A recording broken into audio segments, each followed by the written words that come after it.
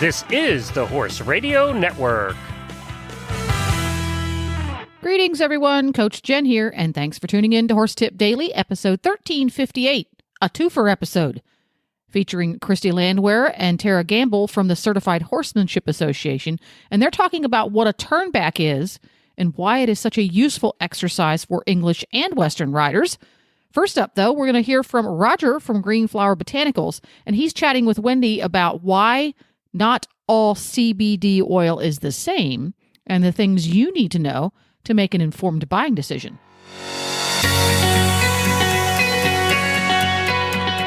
And now our own Dr. Wendy Ying speaks with Roger from Green Flower Botanicals in a series we call CBD Oil 101. In our continuing series on CBD oil, we're going to find out why Green Flower Botanicals is different than other companies. Well, thanks for asking that question, Wendy. We think that we're able to really provide a superior product for several different reasons. One of those is it begins with we source right here in the USA, and we purchase and have partnerships with farms in both Colorado, Kentucky, and Oregon, as opposed to a lot of companies are bringing in, importing CBD from China. Along with that, our extracts are whole plant extracts instead of isolates.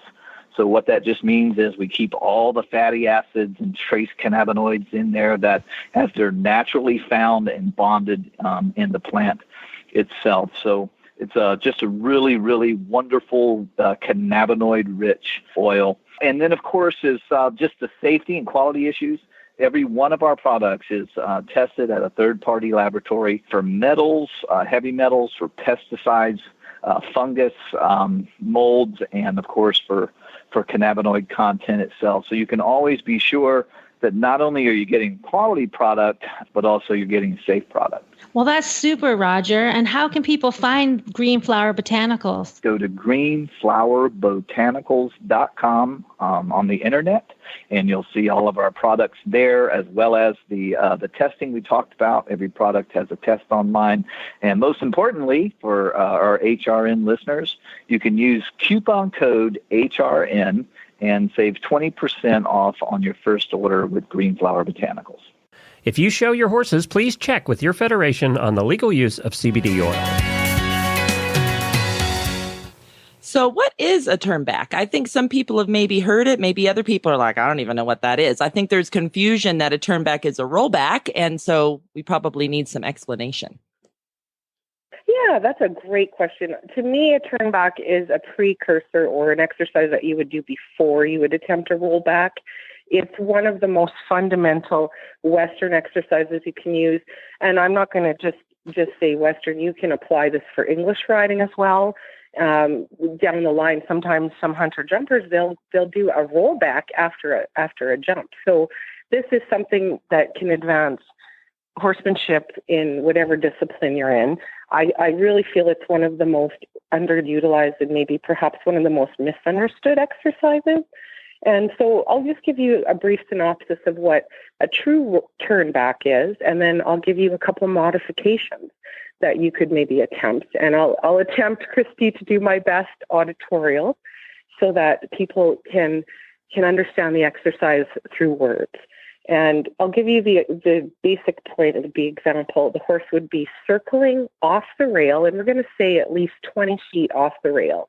And you want to make a fairly big circle, 10, 15 feet in diameter, and you just have the horse relaxed. I would definitely say if you're first starting this that you want to attempt this at the walk. You can definitely increase the gaits and go to the jog and the lope down the line. And I'll explain some of the advantages of doing it at a higher paced gait down the line. But your horse would be circling, relaxed, having a nice bend. And what we're going to do is we're going to utilize the fence or the rail as a physical barrier for your horse. And the purpose of that is so that the horse is going to learn to shift their weight back over their hind end, and they're going to pivot and turn back. That's where the word turn back comes from, the opposite direction. So a scenario would be that you're circling 10, 15 foot circle off the rail, about 10, 15 feet to the left. And when you come in, you're going to approach the rail at a 45-degree angle. And you're going to not stop the horse, but you're going to have them approach 45-degree angle about 10, 15 feet back. The rider has to shift their weight over their right seat bone so that the horse pivots on their right hind leg. And then the rider is going to use their leg aid and rein aid and ask the horse to pivot, cross over in the front, and turn back to the right.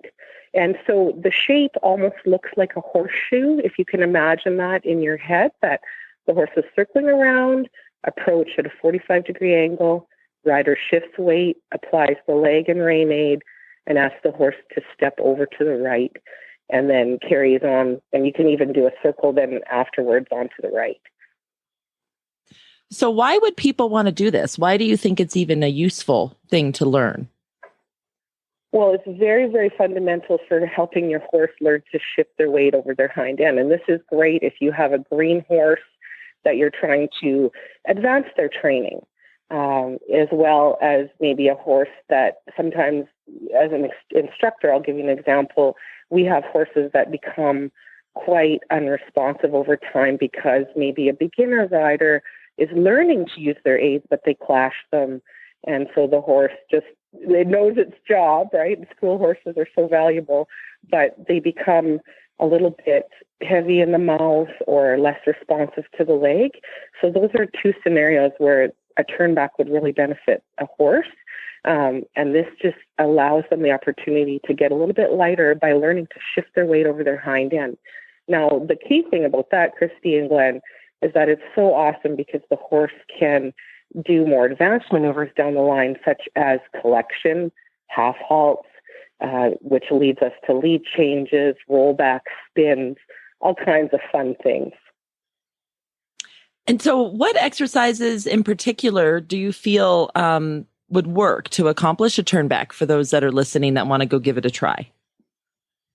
Oh, that's great. I think that, first of all, number one is practicing some transitions with your horse.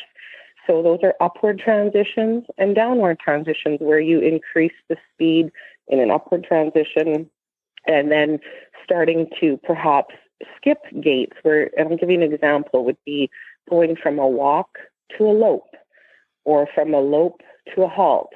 When you're first beginning, I would just recommend trying to really improve your timing for upward transitions from just gait to gait, such as a walk to a jog to a lope, and then downward transitions would be the opposite, going from a lope to a jog to a walk to a halt. So those kinds of exercises are great because not only do they allow you to practice your timing as a rider, but it allows you to sort of key in with your horse and you guys become very fine-tuned to each other's aids.